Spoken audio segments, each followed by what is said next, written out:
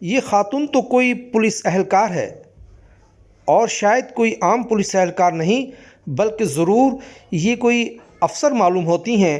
اسی لیے تو آپ دیکھیں کہ یہ کسی انکاؤنٹر کے دوران موجود ہیں اور آس پاس اہلکار بھی انہیں انتہائی عزت و احترام سے دیکھ رہے ہیں۔ شاید انہوں نے اس پولیس مقابلے میں کوئی بہت اہم کردار ادا کیا ہوگا، اور وردیوں سے تو ایسا لگتا ہے کہ یہ کوئی سندھ پولیس کے اہلکار ہیں۔ جی ہاں، بالکل ایسا ہی ہے۔ یہ تمام لوگ جو اس خاتون کے آس پاس کھڑے ہوئے نظر آ رہے ہیں سندھ پولیس کے اہلکار ہیں، اور واقعتاً یہ اندرون سندھ ایک پولیس مقابلے کی تصویر ہے، لیکن یہ جو خاتون ہیں یہ کوئی پولیس اہلکار ہے اور نہ ہی کوئی پولیس افسر، بلکہ یہ معروف صحافی اقرار الحسن کی اہلیہ ہیں، اور پولیس اسلحہ تھامے ہوئے کھڑی ہیں۔ یعنی صحافی تو صحافی، اب صحافی کی بیوی بھی سائیں۔